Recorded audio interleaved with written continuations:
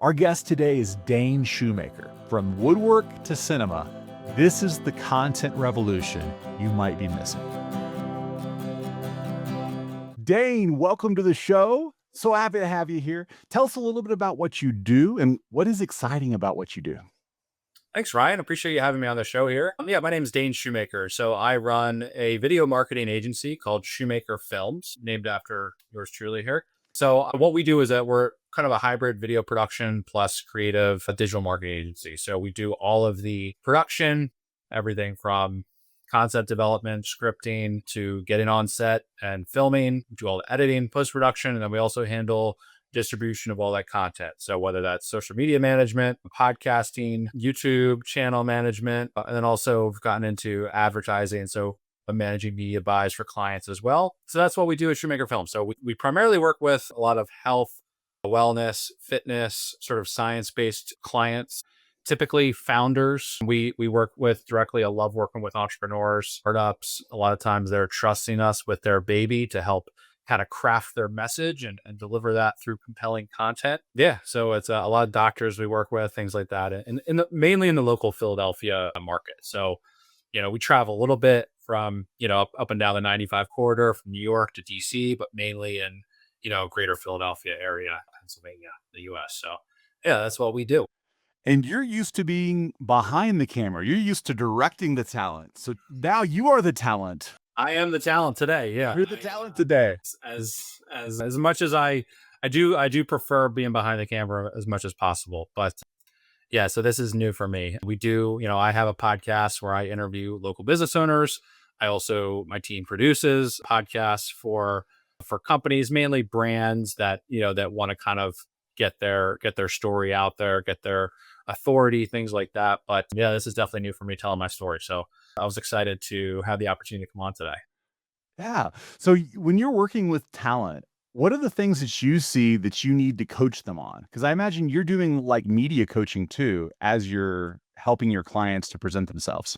Yeah, absolutely. So, I think in this day and age, everyone's got a $1,500 camera in their pocket, right? There's also DSLR cameras that are very cheap. There's, you can buy ring lights. The equipment and the barriers to entry to getting into content creation are almost next to nothing at this point, right? And the reality is you can have a $10,000 cinema camera, but if you don't know how to use it, it's not going to do you any good, right? And the other thing with that as well is just with TikTok and Instagram and these platforms now that are just really just purveyors of authenticity. And, you can get more engagement from someone just whipping out their phone and just sharing a story on their day to day versus setting up a big production set with lights and cameras and quality audio.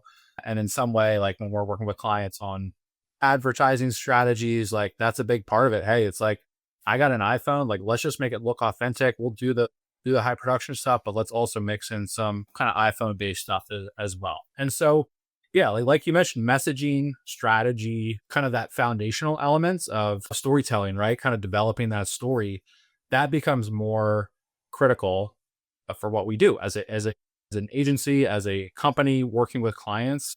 It's not enough to just show up with nice, expensive cameras and lights anymore.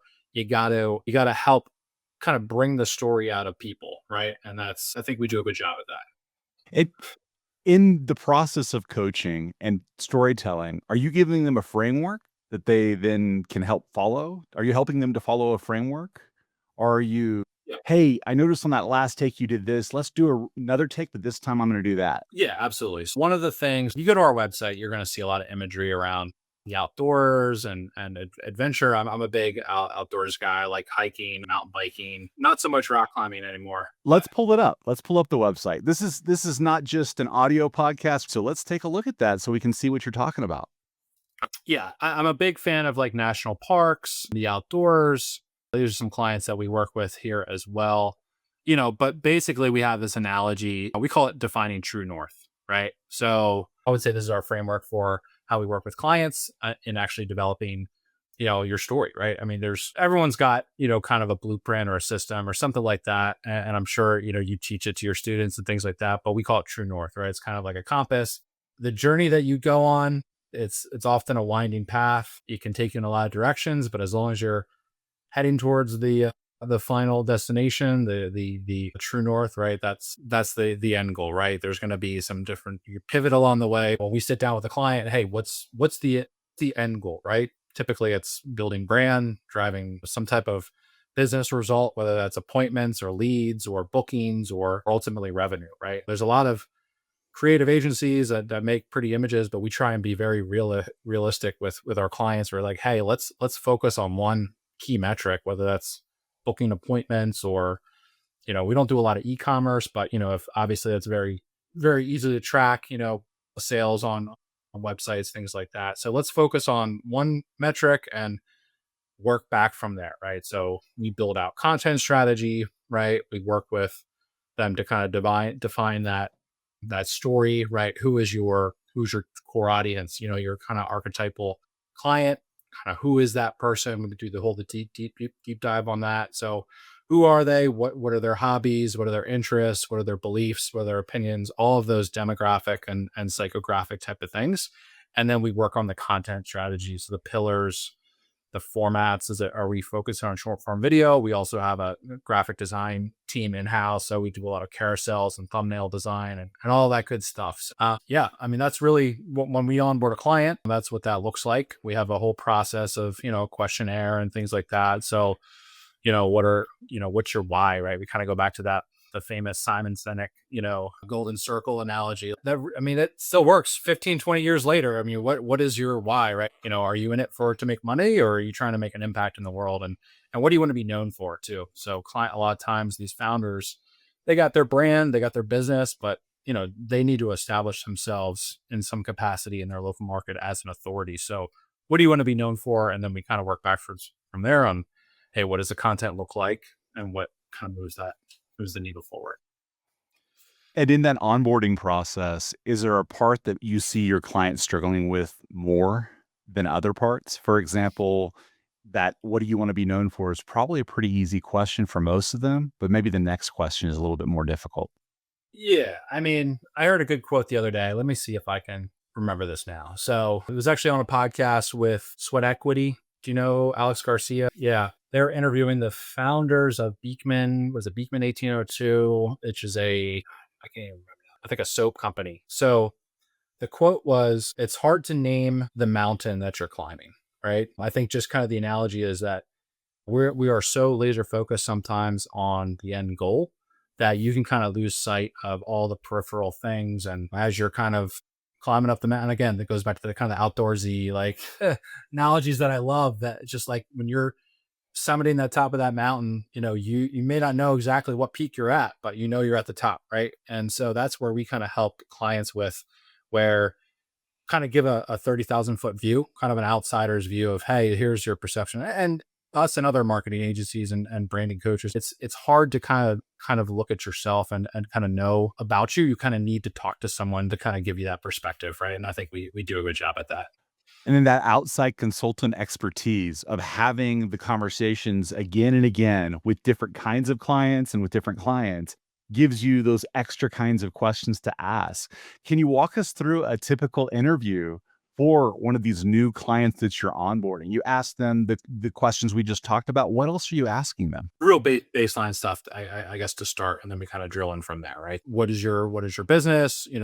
What is it? What are the services you offer? What do you want to be known for? What is your perspective of what makes you different from other competitors in the local market? And oftentimes we will do a lot of that competitive analysis as well, and really help clients find that sort of that wedge that makes them different, right? A lot of people are good at what they do. They got a good product. They got a good service.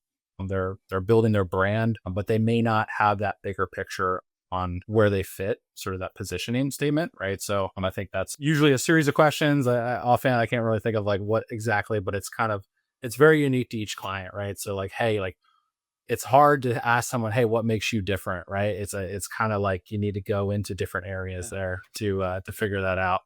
After the onboarding process, you're working with clients to create content with and for them. Tell us about that process.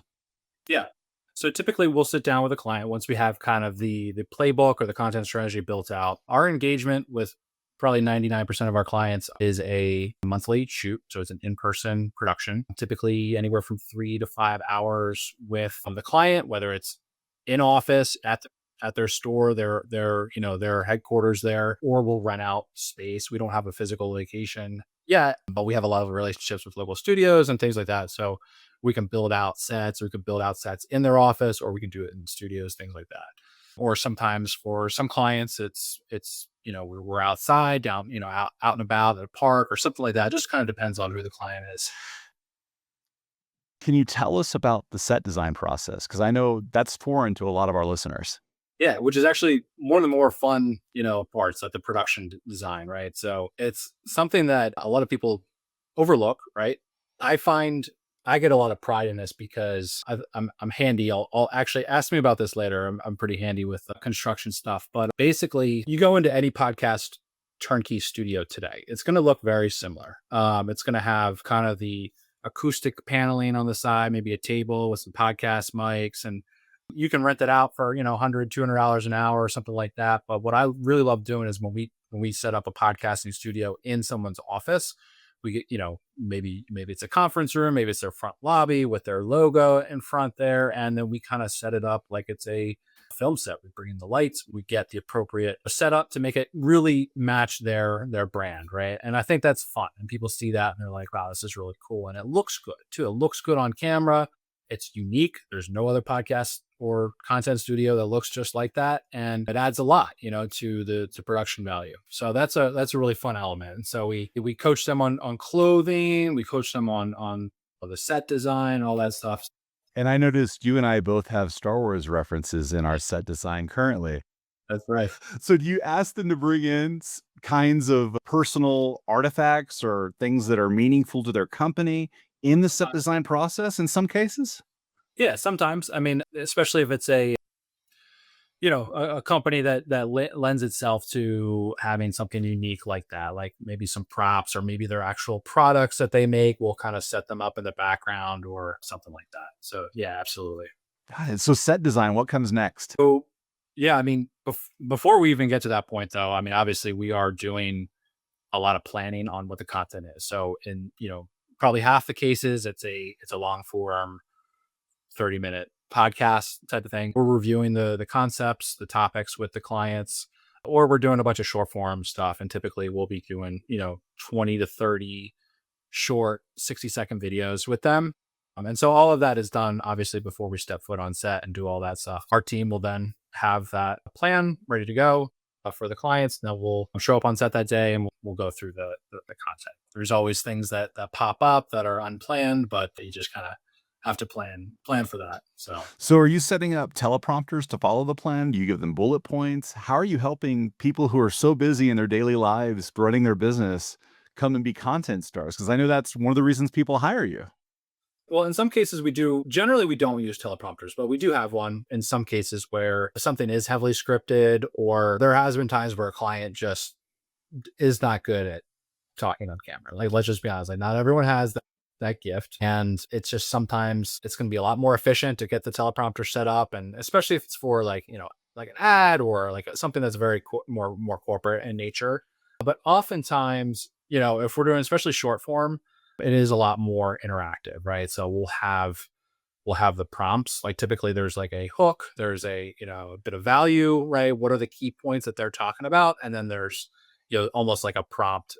So we'll ask them a question, they'll be able to respond, and it's kind of a back and forth process too. And that hour-long conversation can then be turned into 30 plus piece of content. And so you're never taking, or maybe sometimes you are taking the podcast and turning it into content too, but you also have this separate section where you're doing just content design for social media as opposed to repurposed for social media.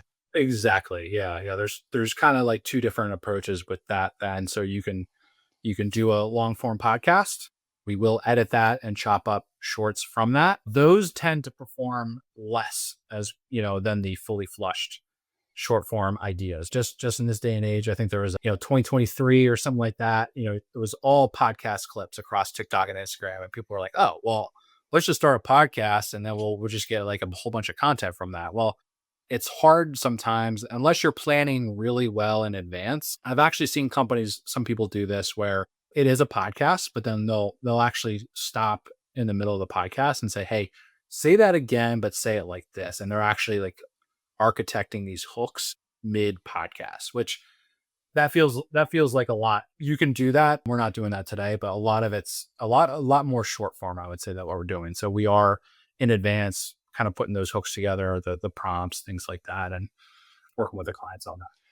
So a typical client has a big time commitment here, right? Because you're doing not only a podcast in many cases, but also this short form video. So how long Usually do you, Yeah, usually it's an either or, I would say. Like some clients are doing a podcast, some are doing more short form. So yeah, I would say typically 3 to 4 hours with a client per month.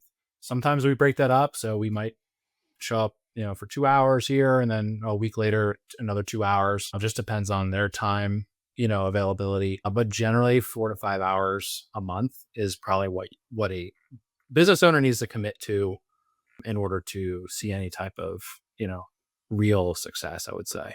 I mean, that's just like the entry point right there, right? So in this day and age, I mean, you you don't have the luxury, right, of not putting out content. Unfortunately, it's kind of the bedrock of marketing your business in 2025. May not be the case in 3 5 years, but right now it's kind of where you need to be. so a client commits to 3 to 5 hours upfront each month, and that's over a sequential number of days. It's not all at once. Most of the time it is all up front, but we do make some exceptions for clients, especially ones that are local or not driving too far. They can break it up into like 2 hour chunks, especially if the set is not as massive. If we're spending an hour and a half to set up a whole set and then we're doing 2 hours and then another 2 hours to tear down, that's not really economic. But for probably most clients, it's, a couple lights and a camera. It's not too difficult. Okay. So the content creation process is happening all at once. And so you have to be extra prepared. And that's why you're talking about the planning process. You have to Yeah. have those pre-planning conversations happening before. How long do the pre-planning conversations take before Those you are get to typically a shoot couple date? hours as well. Yeah, Yeah. I mean, especially up front. I mean, I would say, in that initial onboarding phase, we are really working through a lot of ideas. We're coming up with ideas. We have an analyst on the team that's looking at trends and things like that. And then we have a copywriter also that is basically writing a lot of content. We use some AI for that as well. And just, hey, usually we're coming up with like up to 100 ideas and just, hey, what do you think about this? What do you think about this? And we're getting that feedback from the client. And then so by the time a couple weeks go by and we're ready to actually do the shoot, we have 20 to 30 like good ideas. Or if it's a podcast, hey, we're doing 3 or 4 episodes in one sitting. And those have already been vetted pretty strongly. So, and that's a monthly thing, right? It's just a rinse and repeat, right? And ballpark prices for these kinds of engagements, because this is a lot of your time and your creativity and your expertise for you and your company. Typically anywhere from 3 to 5,000 a month is typically what we charge for that in that range, just depending on deliverables and scope, how much we're doing and things like that. Got it. Got it. Yeah. Have you seen things prove successful across clientele? I know you said that you're working with a lot of health and fitness and wellness and Yeah. science-based evidence people. Are there things that formats that have worked through for your clients again and again? Yeah. I mean, I think, especially in that we'll call it functional medicine space or, there's a lot of stuff out there. It's a very competitive space. And there are a lot of, I don't know how to say this nicely, but there's a lot of like pseudoscience out there as well. And I think what we've found, and probably within the last probably 6 months or so as well, just working with clients more closely, like if we can, this goes back to, you can relate to this as a teacher. I mean, your source is cited, right? Like if you can point back with specific research, it's going to build credibility and build transparency. And that's typically if we can find some type of public medical records or research or somebody referencing this, it's not just some idea that this person came up with, it's like real science. And that goes a long way with building value, building trust with an audience. So looking at your content structure for social media, your science-based evidence, is that the hook? Is that in the middle? And are you showing the research like in a picture? How are you structuring this? Are there visual metaphors Pull back Yeah, the curtain. sometimes it's just in the caption. Sometimes it is, maybe towards the end of the hook. I mean, like, I think if you're to hook somebody in to, let's just say, like a 90-second reel or 60-second, a short form video. So you actually need to, I would not put a bunch of science numbers and facts up front. I think, Scary science. No. yeah, unless it's like shocking or, something, cause you kind of, there's gotta be some drama up front, right? You gotta kind of hook some people in. So you have some type of visual hook or something that's kind of like some movement or something like that to kind of reel them in, or a verbal hook or some that they're talking, or like a text based hook that's kind of like, here's the context of what to expect. And so that's some things that we've been learning as well. But yeah, I would say that like that research typically is in the caption, or it's like a pop-up on the video, like the PMIDs and things like that. So you and your team are spending a lot of time researching before you even meet with your clients. You're researching their specific ideas for how to create these kinds of engaging materials, right? Yeah, yeah. It's a lot of work, right? Yeah, Content is a lot of work. it is. Where do you go for research? Like, are you looking at other creators? You're looking at the science. You're going to the medical journals. Yeah. Yeah, I mean, it's an amalgamation of a lot of sources, right? So you're looking at what's trending out there on TikTok and Instagram. You're also doing some, interview type of stuff, the regular conversation with clients. And, you're just looking at their actual work as well. Like, we can look at like case studies and things like that they do, which also makes for great content as well. Um, and yeah, it's just kind of a wide range of different things, topics that we pull from. Yeah, and I know, for example, visual metaphors play well. There's certain formats that play well. You got the man on the street, you got the format where they're working out and they're showing you a specific technique. What are the formats that you see working again and again for your clients? Yeah, I think variety is definitely something that we strive for.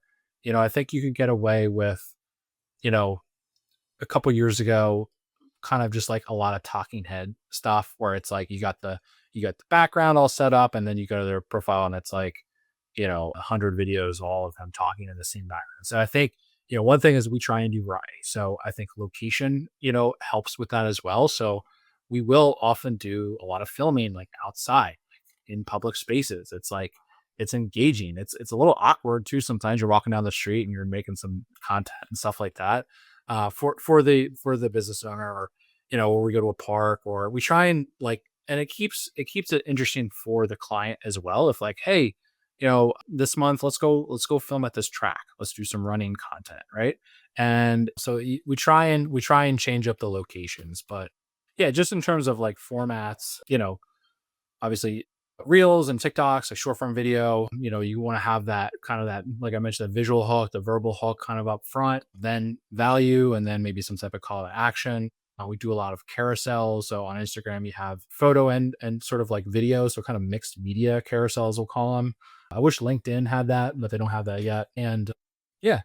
And then I think just like what we've seen also is just, kind of these like Twitter style posts where it's just literally like it looks like they posted on Twitter. You took a screenshot and put on Instagram. Those seem to do really well, especially for like doctors and things like that. So yeah, we're always testing different formats and keeping up on the trends and trying to see what works and test different things. That's really when it comes down to it. The heart of marketing is really just trying different thing, testing different formats and seeing what works and what doesn't. In the different platforms, do you find you encourage clients to focus more on one rather than other? And if so, why?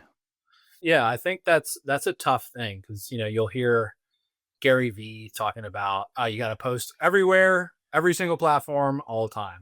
There is this like FOMO that exists where you're like, oh man, if I don't post on every platform, I'm gonna miss out on something. We always recommend to focus on one as kind of the main platform, and then almost like repurpose to a secondary one, right? So you have your primary and you have your secondary.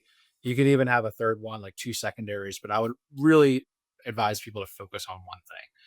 A lot of times it comes down to Instagram is usually the number one what we're working with, especially with our clients and their demographics are just typically lean a little bit older, late 30s to 60s, that kind of range. Sometimes LinkedIn is going to be a better platform for a lot of B2B type clients. YouTube can be a slog. I think if you really got to be all in on YouTube, but that is a great place to build long-term evergreen content, right? Especially long form content. So yeah, I hope that answers your question there. Yeah, absolutely. And you didn't mention some of the other ones like X or these smaller platforms. We're not really focused on them as much in your clientele. Right, Sean. Yeah, X or formerly Twitter, really not to like focus on that, to be honest. I mean, and that's just our perspective. I mean, you can get great results from basically any platform, right? X, TikTok. There's some clients that TikTok is, again, it just depends on the industry and really the target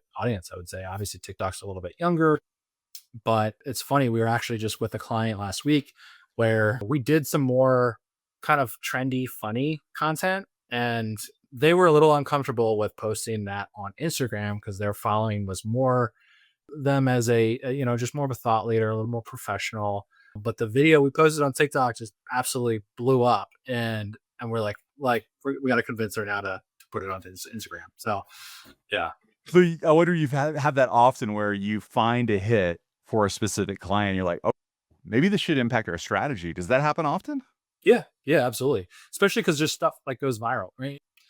Memes and cultural phenomenon. You kind of jump on that quickly, and sometimes it works for some clients, and sometimes it doesn't. Or we'll find a format that works really, really well and try and replicate it, but it doesn't always work, right? Or one video we posted on YouTube Shorts and it blows up, completely bombs on TikTok or Instagram. So there's just a lot of, sometimes it's just luck, sometimes it's just the way these algorithms are working. So you do have to try different things. And your trial and error comes from those large reps and having that kind of Yeah. commitment from your clients to create content each month in the 3 to 5 hour range, right? I'll reference Sean Cannell from Think Media. One of the things he talks about is like a journey for a creator, right? It's focusing on quantity first, right? Is just getting those reps in, like you said, getting the experience, testing different things. Then you kind of shift into quality, right? And so, okay, you got the foundation built. You got a lot of data to work with now to see what kind of works. Now double down on what works, right? See, like, test out different hooks, test out production quality, try some different lighting setups, different locations, tweak your messaging, really focus on quality. And then you kind of get to this like summit level of quantity plus quality, right? And that's, I think we're all trying to get there for people who are into making content, right? So it's different for everybody. Yeah, and just to break through, right? Can you make guarantees to your clients about breaking through the noise? Because there's so much noise out there.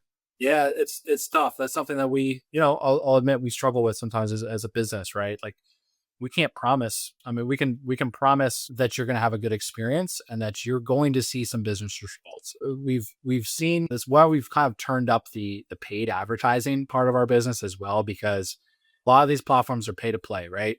And if you're a business, you need some immediate ROI. So we'll focus on the organic. That's the foundation of things, but we've incorporated an ad strategy for most of our clients now where it's, hey, we're boosting top content. We're also running paid ads, direct offer to whether it's a booking an appointment or it's, sales or something like that. So that in combination with each other, the organic plus the paid usually nets out to a very effective strategy for a lot of businesses. So What kind of budget are we talking about for an effective paid ad strategy at this current climate? yeah, I don't actually think you need that much to start. If you're a small business doing $1 million, $2 million a year in revenue, your retainer with us, a couple grand a month, plus look at $300, $500 in media spend can really go a long way. Obviously, what starts working, you can ramp that up, $1,000, $2,000, but it really just depends on the results you see, and it depends on the industry as well. There's different things, especially e-commerce. You're going to be putting a lot of money into paid ads, but for business B2B services, you don't need that much to really start building up. Gotcha. So your typical client isn't spending thousands of dollars a month on ads, or are they? Not today. No. Okay. typically in the $500 to $1,000 a month range is what we're advising. Yeah. And you mentioned boosting top posts, things like that. What are the other ad strategies that you're using to help these ads break through? Because ads need to break through too, right? Just Yeah. like Yeah. content. Typically we have a pretty simple playbook for clients when it comes to ads. So like once we have 30 to 60 days of organic content, kind of got that humming a little bit, then we start really focusing on the ad part of things. So like I mentioned, just boosting some of the top performing, like literally on a monthly basis, we'll look back, hey, what was the top video? And we'll just boost that, because obviously the algorithm has already verified that it's resonating with your target audience. Assuming it is, maybe it's not the right people. Like sometimes there's weird stuff that happens but that video has already been vetted by the algorithms and the people, right? Especially if there's a lot of engagement on it. If there's a lot of people commenting on it, it's like, it's a good one to boost, right? So that video will then just get put out into more of the people that you're trying to attract, right? On top of that, then we'll run some type of offer, whether it's a very specific video to sign up for a program, or just driving traffic to some type of lead magnet. Maybe we help clients also build out lead magnets, whether it's a PDF or sort of like a course or something like that, like a free video, something like that. So that's usually a pretty good effective strategy, is running some type of ad towards a lead magnet or to their website. And then we'll also do retargeting ads. So basically any new followers, people that have viewed the profile, anyone that has recently followed or has seen an ad in the last 180 days or so, will have a set of assets that is retargeting those people as well. So that's typically the buckets. And you mentioned offers. Are there ways that you structure the offers that you've seen better results with? Do you have maybe some free something with discount, or what, is that a conversation you have with each creator independently, I assume? We do get into that. Just the nature of, like, we're so integrated with a lot of our clients that we become just consultants for their business overall, right? It's just a natural thing that happens, right? Yeah, the offers sometimes change. It depends if it's like a coaching program that they're driving, and we try and think about think about the Alex Hormozy thing, the no brainer or the Grand Slam offer, or whatever he calls it. And like, hey, what does the offer look like? What makes sense? How do we get it to a point where people feel stupid saying no, right? So there's some of that goes into it. And then how do we structure that? Like, how do we, we're really focused on driving leads, right? Driving traffic to the website, email signups, followers, right? All that stuff. So usually the business owners are pretty good with the offer, and we're just kind of helping getting their message out. So they structure the lead magnet, really. Well, we're recommending a lot of times what the lead magnet will look like. Yeah, because at the end of the day, they're really good at what they do, working with clients, and we're going to help them with the lead magnet. So a lot of times it is going to be some type of PDF guide, or maybe a webinar that never actually ran as a webinar. It's just kind of a unlisted video on YouTube, something like that. But they had to trade their email for that. So Excellent. So a webinar, unlisted video on YouTube, maybe a PDF, some sort of content that yeah. isn't available to the public. Other examples of great lead magnets that you've seen work? Other examples could be like a free, if it's some type of coach, maybe it's a 15-minute conversation, 15-minute Zoom call, complimentary coaching call, something like that. Some agencies, like we ran our own lead magnet for a while, where we were doing free Instagram audits of the profile, mixed results on that. We also have basically all of the questions. So all of the prompts and things like that we ask business owners, we've aggregated into a document. So it's about 100 good questions to kind of come up with ideas for founders and business owners. So that's something that we offer as well. So yeah, some different examples. Yeah, I love that custom research. Like when Yeah. you're talking about your custom research at what works for your client specifically, my ears are lighting up, my eyes are lighting up, because that is some valuable lead generation material that Yeah. would be a no-brainer. Like you said, like we're talking about the no-brainer for signing up and surrendering an email address, a valuable email address or something like that. Yeah. Industry insights, like you said. Yeah. Like anytime you have valuable insights that you can share, people are usually willing to trade an email address for that. Yeah. So what kind of metrics are you seeing that you're making your decisions based on? Obviously, we're talking about engagement metrics. Does your team engage with the social media profiles too, or is that more Yeah, for the client to do? for the social media clients that we have, we are doing engagement. So that's typically responding to DMs. So maybe that's for some institutional clients, we have kind of like an FAQ guide that will kind of build over time with them. So typically people are reaching out, asking about questions, things like that. And then we'll have a team member that actually does respond to that. And we'll also do some more outbound type of engagement. So depending on what the client is, there might be sort of ancillary businesses in the area that they have relationships with that we try and maintain, responding to comments and things like that. So yeah, and that's a big part of social media, right? Social. So what kind of metrics drive your decisions? Obviously, you talked about, oh, we're going to take this one that's doing really well and we're going to boost it. Are there other kinds of metrics that you're looking at to change your strategy? And if so, what are those and how do you change your strategy based on those kinds of metrics? Yeah, so definitely views is probably what we look at as kind of the top line.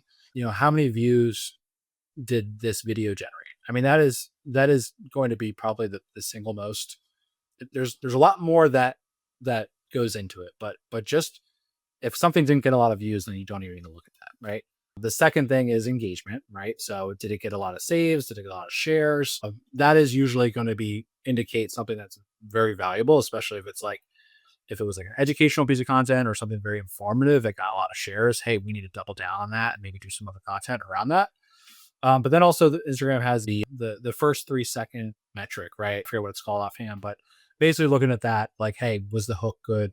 It's very clearly indicated that if this video had a high retention after the first 3 seconds, something was done very well with that. And actually, we worked with a client couple months ago, and we looked at one video that did very well. And within the first 5 seconds, there was a cut.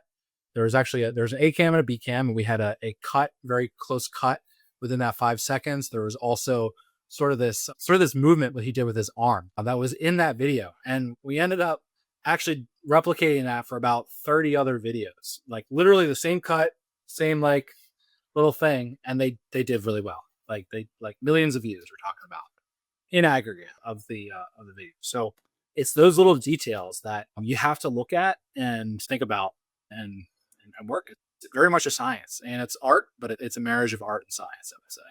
I love this arm example, this kind of unplanned Bob Ross happy accident, right? That actually led to results.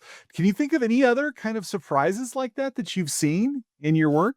I just think at the end of the day, you can't be afraid to try new things and try different things, right? You want to double down on what's working. Obviously, if there is something with a video that did well because there was a weird thing with your arm, run with it. It's weird. You can't explain these things. Is that going to be a long term strategy? No. But is it a way to short term build some momentum? Yeah, absolutely. But you also have to try different things, right? You have to keep experimenting and you have to have fun with it too, So if you're not enjoying the process, then you gotta think about what you're doing, right? Yeah, I'm sure you have ways of eliciting the fun from your clients when maybe they're a little bit too focused on numbers or something that is less engaging. What kind of strategies do you have to get your clients to light up? We definitely try and have fun when we're together with clients. I don't know. I like to crack jokes and keep it a little light. Not every client, especially some of these doctors and stuff like that we work with are on board with that. So I feel like we're pretty good at reading the situation though. So if it's like, hey, we're here to work, but sometimes you just gotta, you gotta lighten it up a little bit. Where do you go to learn about new strategies and techniques to help your clients?